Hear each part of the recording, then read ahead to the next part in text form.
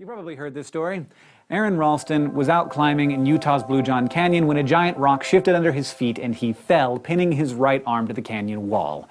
He was stuck, and worse, he hadn't told anyone where he was going. For the next 5 days, Ralston tried to move and chip away at the rock. He ate his remaining food, drank the last of his water. Eventually, he drank his own urine and started videotaping his goodbyes. But then something happened. Ralston had a dream. He saw himself as a father picking up his son, and with that vision, an overpowering will to survive kicked in. He broke his arm bones, sawed through his flesh with a dull pocket knife, and freed himself. Ralston harnessed some of our most powerful psychological forces: hunger, thirst, desire to be part of a family, need to return to the human community. They ignited his tenacity, which allowed him to do an incredible thing. He harnessed the power of motivation, obviously in a big, big way.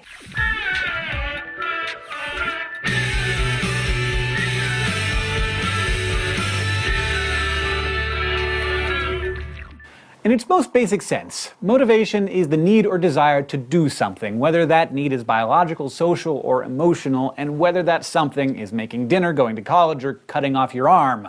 Motivation is what gets you moving. But the big question is, why? Why do we do anything? I mean, why ever bother changing out of my sweatpants? Psychologists often view motivation in one or more of 4 ways. On their own, none of these theories is perfect, but taken together they help us understand what drives us. Let's start with the first theory, an evolutionary perspective. For a while, in the early 20th century, it was popular to think of all behaviors as instincts, or innate drives to act a certain way. But this so-called instinct theory was misguided, in part because the presence of a tendency doesn't always mean it's supposed to be there. Like, we can imagine why a bunch of people might start rioting at a heated soccer match, but to say that they're supposed to, a little short-sighted. Evolution is a far more complex, chaotic, and interesting process than that. Plenty of behaviors could just be accidents of evolution. Late paleontologist Stephen Jay Gould called these accidents spandrels, or traits that rather than being adaptive, just stuck around as byproducts of other processes. Today, we define instincts as complex, unlearned behaviors that have a fixed pattern throughout a species. For example, dogs instinctively shake their fur when wet, salmon return to the stream in which they hatched, and human babies know how to suckle just minutes after being born. These are true genetically predisposed instincts that do not require learning. But today we understand that while certain tendencies may be genetic, individual experience plays a major role in behavior and motivation as well. So another theory of motivation suggests that a psychological need or drive simply compels us to reduce that need. This is called the drive reduction theory. This could be as simple as hearing my stomach growl and looking for a burrito. My need is food, my drive is hunger, my drive reduction behavior is burrito. Drive reduction is all about maintaining your body's homeostasis, the balance of its physiological systems. As much as we're pushed to reduce our drives, we're also pulled along by incentives, the positive or negative stimuli that either entice or repel us. The mouth-watering smell of that burrito pulls me toward it just as much as my hunger pushes me there. However, we're also clearly more complicated than our homeostatic systems, and drive reduction theory may oversimplify a lot of our behavior.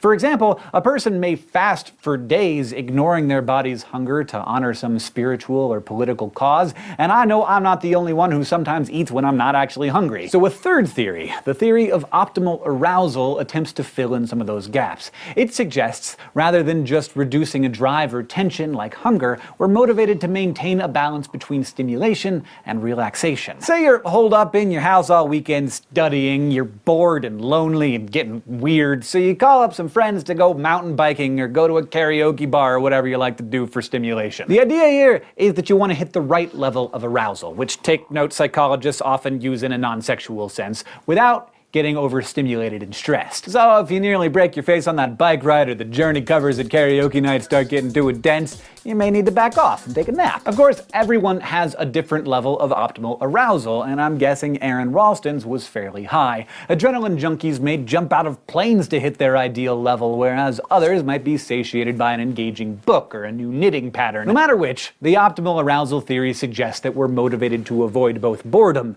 and stress. And obviously, not all needs are created equally. If I'm suffocating and can't catch a breath, I'm not going to be thinking about eating that burrito, and if I'm about to be ravaged by lions, I'm not going to be worrying about my next paycheck. American psychologist Abraham Maslow illustrated this shuffling of priorities in the mid-1900s with his famous hierarchy of needs. Down at the bottom of the pyramid, you'll find our most basic physiological needs for food, water, air, and moderate temperatures. The next rung up speaks to our need for safety, then comes love and belonging, followed by esteem or respect, and finally, once all those needs have been met, we have the relative luxury of being motivated by self-actualization and spiritual growth and yoga retreats and stuff. Of course, there are problems with Maslow's vision. Empirical research hasn't really supported his hierarchy. We tend to skip around on that pyramid all the time, and the importance of those higher level needs may vary depending on our culture and finances and personalities. But still, everyone is restricted by the lowest levels of the pyramid, so regardless of theories about why we have them, most schools of psychological thought agree that we are driven by at least three big motivators: sex, hunger, and the need to belong. We'll do a whole lesson later on all sorts of sex-related stuff, including how it motivates us. There's a lot there. For now, let's just say that sexual motivation is how we promote the survival of our species through recreation and/or procreation, both of which help human communities bond and expand. Without it, none of us would be here today, thinking about burritos and severed arms and sex and stuff. Internally, we are biologically driven to knock boots by our sex hormones. We're also motivated by psychological and socio-cultural influences ranging from suggestive external stimuli plastered all over billboards, magazines, and TVs in the form of, like scantily clad bodies sprawled out on beaches, to more genteel desires like love and family or adherence to personal, religious, and cultural values. Sex is a big motivator, but it isn't precisely a need. No matter what anyone has told you, people do not die without it. Hunger, though. After air and water, food is our body's greatest need, and thus obtaining food is one of our greatest motivations. Hunger may seem pretty simple: eat food, stay alive, but physiologically and psychologically there is a lot going on, and like so many things,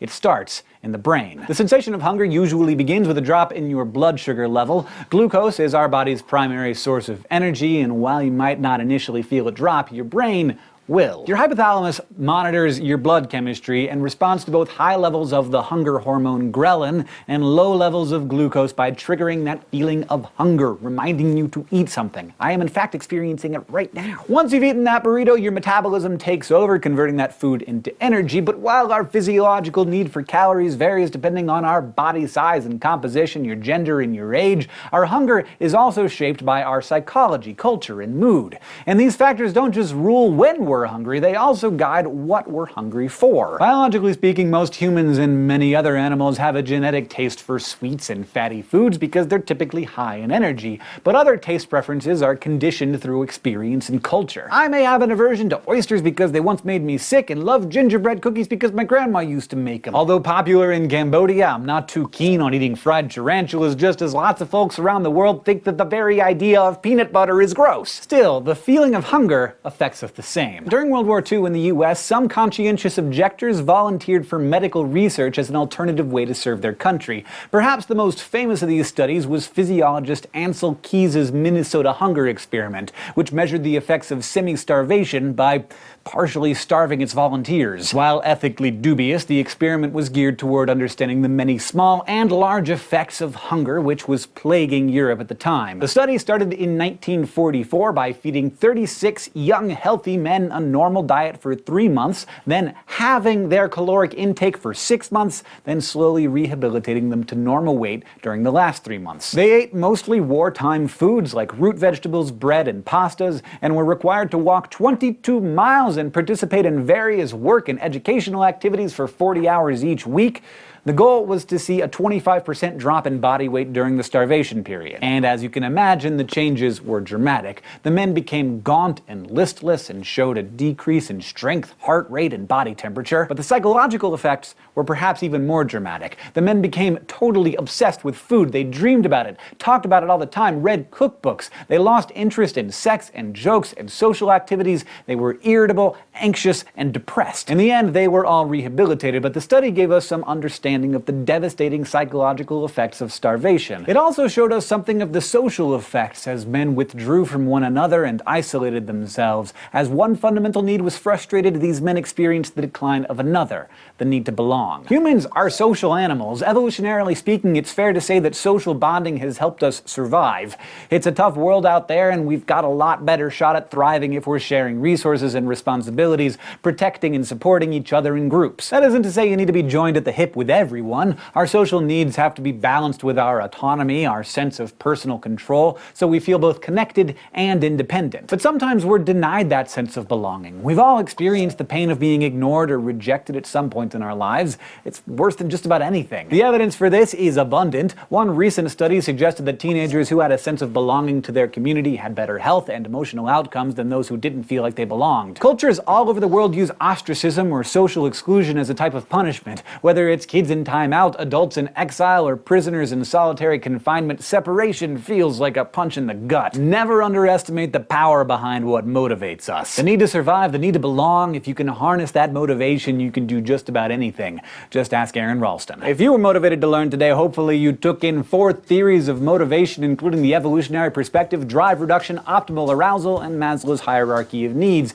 and how sex, hunger, and the need to belong motivate us. Thanks for watching, especially to our Subbable subscribers who make this whole channel possible. If you'd like to sponsor an episode of Crash Course or even be animated into an upcoming episode, just go to subbable.com/crashcourse. This episode was written by Kathleen Yale, edited by Blake T. Pastino, and our consultant is Dr. Ranjit Bhagwat. Our director and editor is Nicholas Jenkins. The script supervisor is Michael Aranda, who is also our sound designer, and the graphics team is Thought Cafe.